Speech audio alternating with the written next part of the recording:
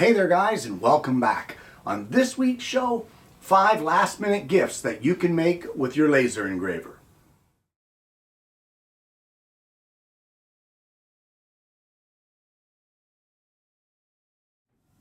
Well, I received an email asking if I would like to test out the longer Ray5 10-watt laser engraver. And I said, sure, why not? So they sent me out one, and I thought that instead of doing an unboxing video and an assembly video, what we would do today is we would make 5 quick projects using the longer Ray5 and see how they turn out. So without further ado, let's get into our first project. Well, for our first gift, we will be making a trivet. And I've gone to the local dollar store and picked up a bunch of these cork trivets. They're about 3/8 of an inch thick, solid cork, and I got them for $1.50 a piece. So I'm going to take this image here in Lightburn. That is the software that we will be using with the longer Ray5. We're going to use this image here. We'll take it over to the laser, we'll frame it up, and let the laser do its thing. Guys, I just want to come on here quickly and give a quick warning. The following segments will include flashing lights of the laser in action while it is burning these images. So please, if that is something that you are sensitive to, do whatever you need to do to protect yourself. But be forewarned, there is flashing lights in the following clips.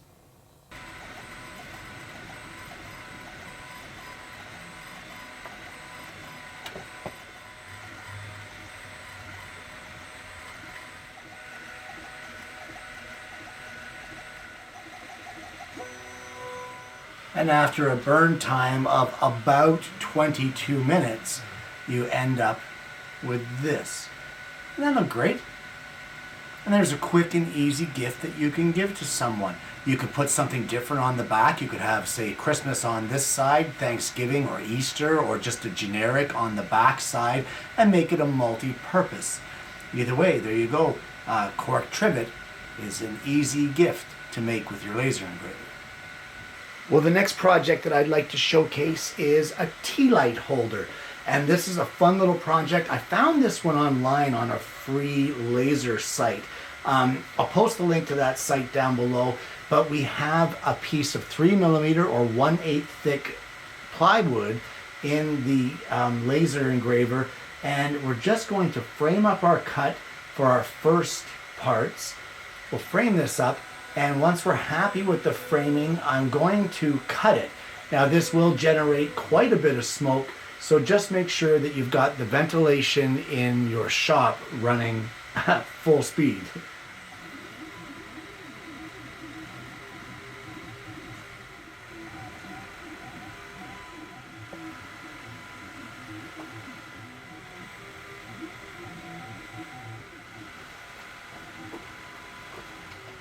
Okay, and that would be all of our first set of pieces cut out.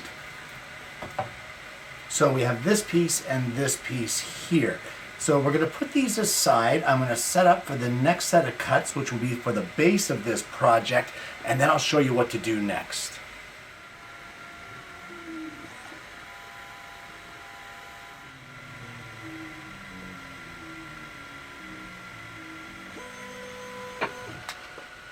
And that would be our last 2 pieces for this project. So let's head over to the bench and I'll show you what to do with this. So what we want to do is we want to glue this piece here with the holes in it on top of our second base piece. Just like that. We'll glue that and let that set up. We also need to do a little bit of painting. So these silhouettes here of both the man and the tree, we're going to paint those black. And I think I'm going to paint this base, once the glue is dry, I'm going to paint that white. And then we can assemble this project. Now to finish this off, once the paint is dry, I've just placed the tree in its slot. We can place our little guy here in his slot, just like that. And then in the back, that circle that is cut, that will house our tea light. Now you can use a real tea light if you wish. I have picked up some of these battery operated ones inexpensively, and we can just sit that there. And look at that. Isn't that nice?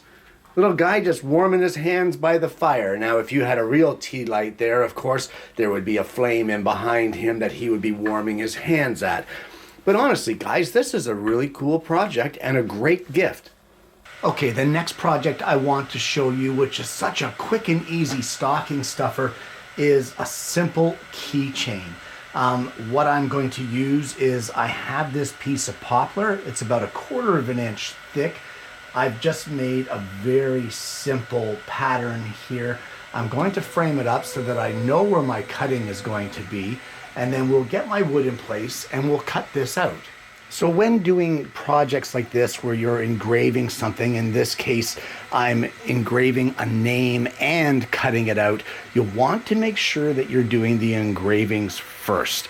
If you cut it first, you're going to run into all kinds of problems. So with these quick and easy kind of stocking stuffer keychains, I'm going to engrave, well, my name in this case on the keychain, and then we'll do the cutting, and I'll show you what you end up with.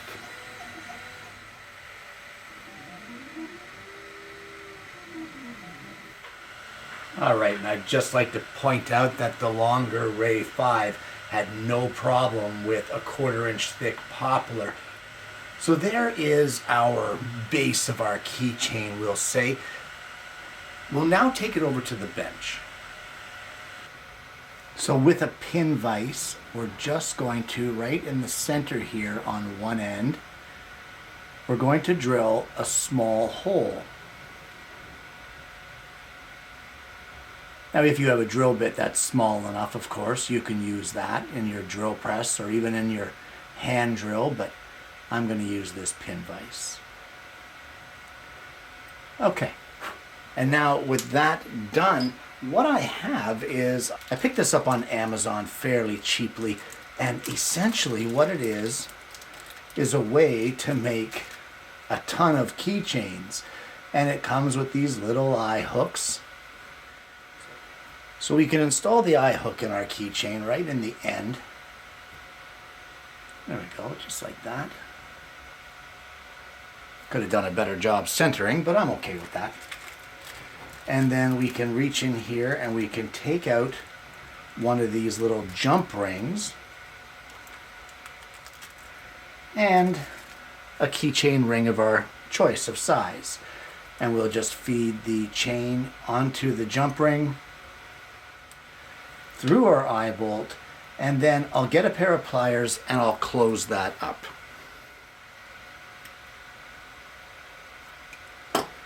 There you go. Check that out.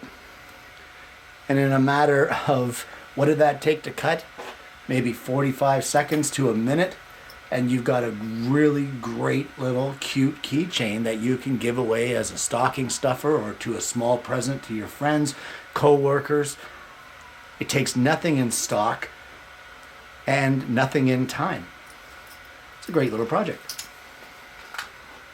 Okay, so another inexpensive and quick and easy gift idea that you can make with the longer Ray5 would be wooden coasters.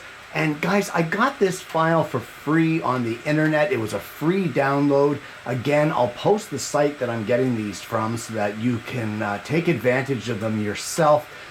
But this is a great little gift idea if you have anyone who is an Avengers fan. So what I'm going to do here is I've changed some of the settings to accommodate the Ray5 and its power. And I'm just going to frame this up to make sure that it's going to fit on this piece of 1/8 inch thick plywood that I have in place. And yeah, everything looks great. So we're going to start burning this, and I'll show you what we end up with at the end.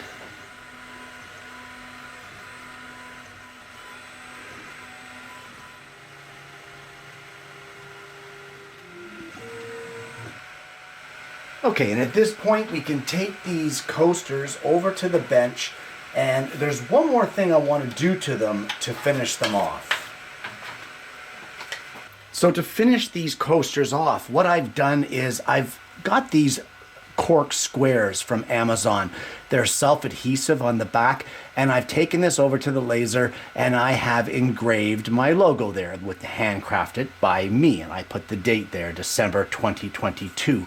So all we're going to do is I'm going to peel off the paper on the back for the adhesive backing of these cork squares, and we will just carefully lay this on the back of our coaster, centered as best we can, just like that. Okay, it's a little crooked. All right, and once we get that done, there is our coaster with our foam backing. Look at that, or our cork backing. So we can do this to the whole set of these, and when we're done, all we need to do, if we want, is apply a coat of varnish. You can use a spray varnish or you can use a brush-on style, but seal these in and you've got yourself a great set of coasters in no time at all with very little expense and very little material. Okay, so for this next project, I don't mean to sound like a broken record, but I got it for free off the internet. It's just showing you guys basically, or saying how easy it is to get these patterns without having to put out any expense of your own. So I'm very excited to see how this one turns out, and this gift idea is a travel chess set.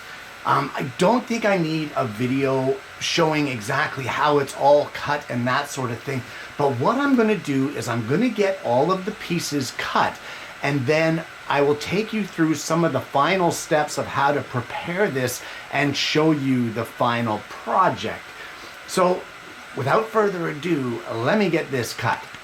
Okay, so for each side of the board, I have a backboard, I have a piece with just the slots cut in it, and I have the surface piece. So what I'm going to do is I'm going to glue these all together to form two halves of the board that will look something like this. And while I'm gluing this together, I can get the actual chess pieces cut. And when it's all said and done, you end up with something that looks like this. Now, it doesn't look like much, but when you flip it over, here are all your playing pieces. We'll just push them off to the side. And when it's all set up, you end up with something like this. And to move your pieces, you just move them up into the slots. It's as simple as that, and it's a great way to play if you're traveling. So if you have a chess player on your list of gift recipients, what a great gift this would be. Quick, easy. I mean, it looks great too. Fantastic. And there you have it. 5 last-minute gift ideas that you can make with the longer Ray5 10-watt laser engraver. Guys, these were a ton of fun. There's a lot more to it than just plugging in the laser into a computer and clicking a button. I had to play around with that chess set quite a bit in order to get it to work out for me, just because the original people that did the pattern didn't do it the way that I thought it should be done. So I changed a few things, and I actually liked the way that mine came out better than the one that they made. But with that being said, don't be afraid to change settings on your laser engraver. Don't be afraid to switch things up, to do tests, to do experiments, and take notes. Taking notes is the most important thing when you're working with a laser engraver, because that gives you a reference point to look back on to say, okay, this didn't work. Why didn't it? Well, what did I do last time? And you can compare the two and see exactly where you need to do the tweaking to make things work.